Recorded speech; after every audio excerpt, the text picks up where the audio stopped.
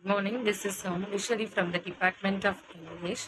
So this week we are going to see about the reading and listening skill. Under this heading of Unit 2, we are going to see the topic precise reading.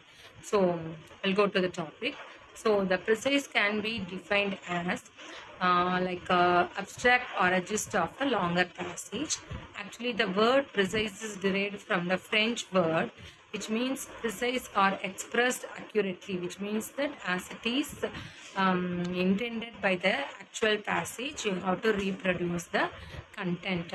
So we can say it is a clear, compact and logical summary of a passage. It only preserves the essential points or ideas of the original. In the sense of you can avoid writing the less important content actually.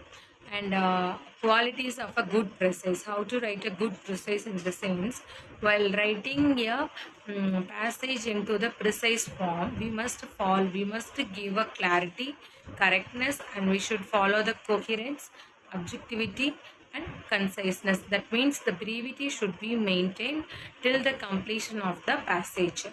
And next thing is clarity, in the sense getting your message so that the reader can understand easily what the writer trying to convey.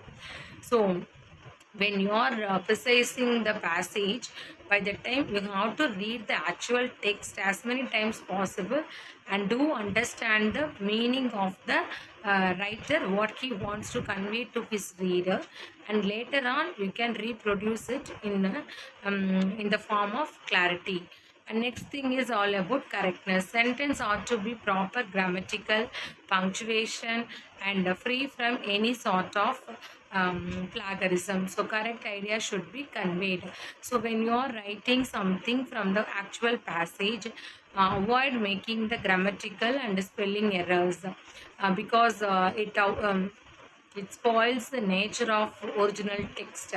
And the next thing is mistakes which may occur, or where is the possibility of happening, things goes wrong. In the sense uh, you may find using spelling mistake in words, and mistakes in facts and figures, and mistakes in punctuation, and mistakes of grammar and structure, etc.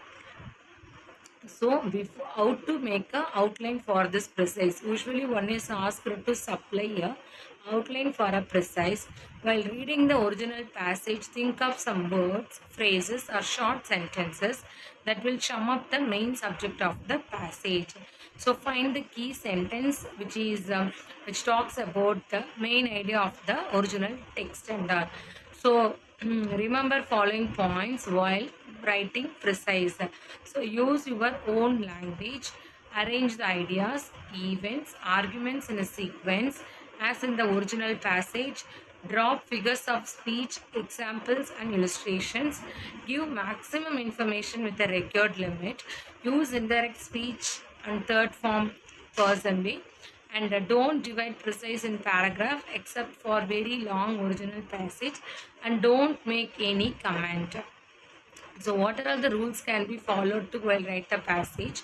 First, read the passage again and again until you understand the meaning of it. The more you read it, you can feel that you are closing to the text, which makes you to understand the text in an easy way. Try to read it thrice at least to make it subject clear. To find out the subject line of the passage, you have to read it thrice. So 10 steps to precise writing. So as we mentioned earlier about, read the given passage carefully for better understanding, and try to bring out the main ideas which is given in the passage. Main ideas or a subject line or something else, you can find it out the passage. So read the passage again and again to make yourself feel comfort. Underline keywords, phrases or classes and sentences. So select the important points, write them down briefly and reject the least important content. So don't change the meaning of the original writing. Prepare first draft on the basis of underlined keywords. With the help of keywords, you just make your own passage. Phrases and essential points you have jotted down. So, um, there is a slight difference between summary writing and precise writing. Summary, in the sense, the principle of writing summary is similar like a precise. In both the cases, you have to read the passage thoroughly. You can read the content as many times possible.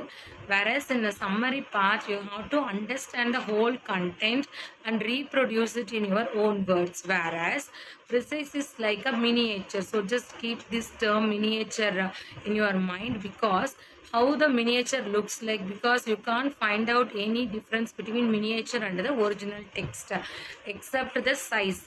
So similarly, when we are developing the miniature into the bigger or biggest one, in the sense we are exactly duplicate the same which is already existing, right? Similarly, when you are precising the passage, use words which is given in the original text. When we are using like that, it doesn't spoil the essence of the text. So the major difference between summary and precise will be noted for future classes. Thank you.